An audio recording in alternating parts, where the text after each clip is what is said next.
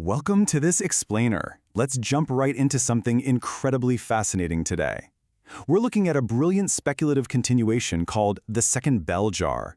If you're familiar with Sylvia Plath's iconic original story, you already know it ends with Esther Greenwood standing right on the threshold of her asylum exit, ready to go back into the world. But this new text?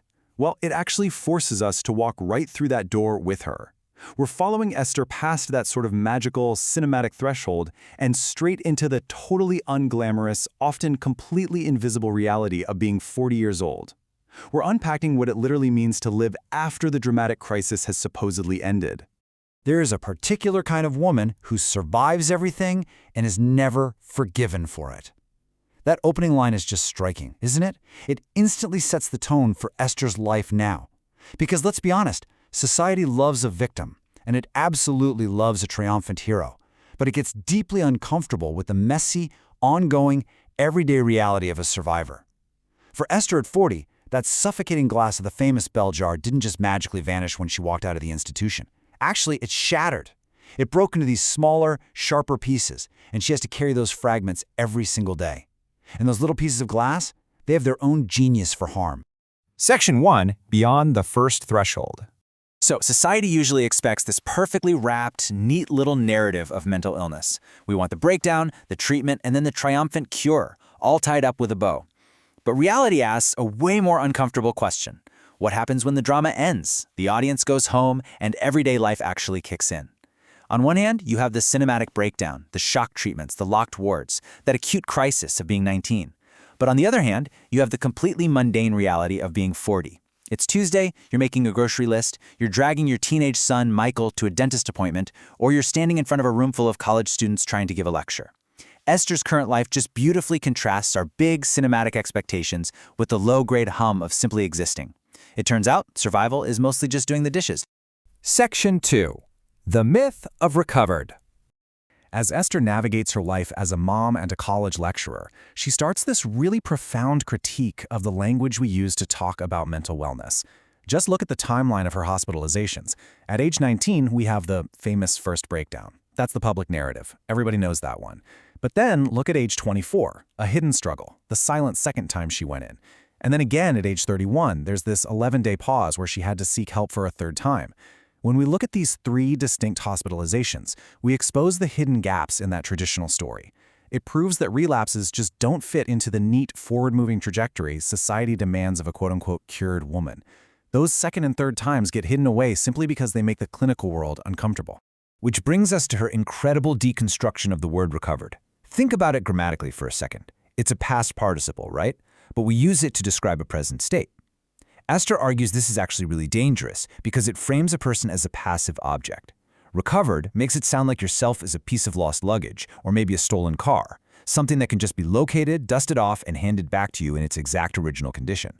But you aren't an object of a past medical process. You're an active agent in your own life, and you are fundamentally changed by what you've been through. So we really have to ask, is recovery an actual destination, or is it just an ongoing performance? Esther realizes that what institutions call wellness is often just an internalized grading rubric. You know the drill. Are you sleeping? Are you eating? Are you making eye contact? We have to seriously question whether checking those boxes is genuine wellness, or if we're all just performing fine for the benefit of institutions and families who desperately need to see measurable improvement. I mean, how often do we just act fine so everyone else feels better?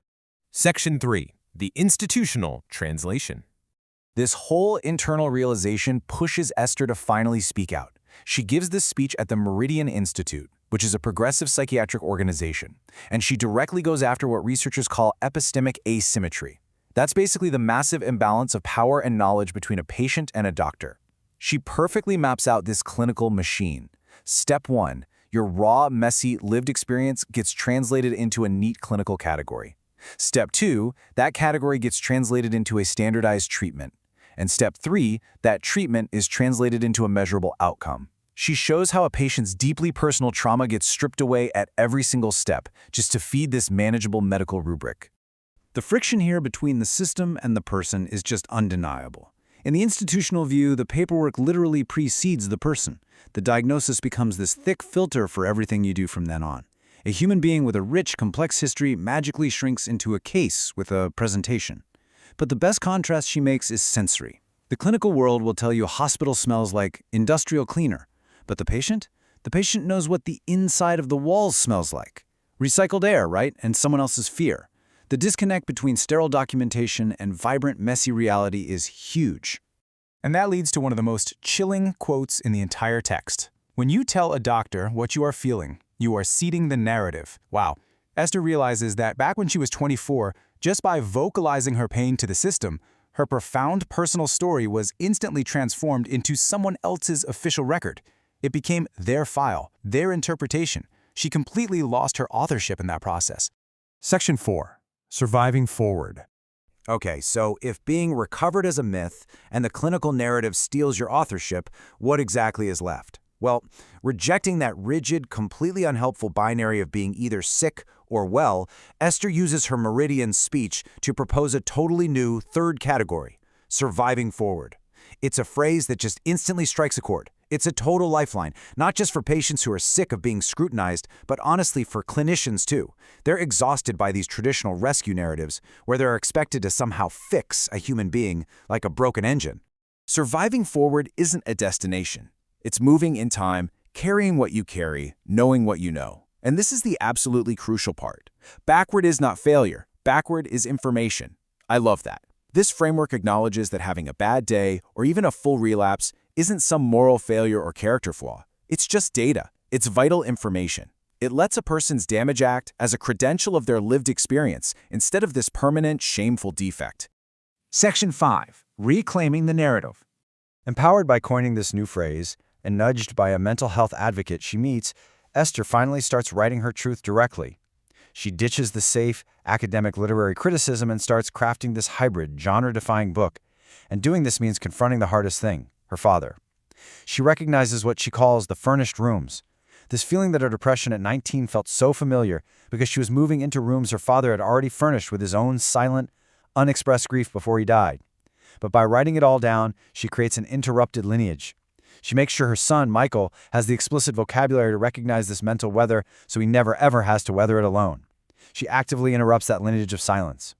This is the true power of authoring the self. By putting her story out there, Esther directly confronts that massive gap between the sterile clinical record and her actual lived experience. She takes her authority back right out of those dusty basement medical files. And most importantly, she translates her private, internal trauma into a public map.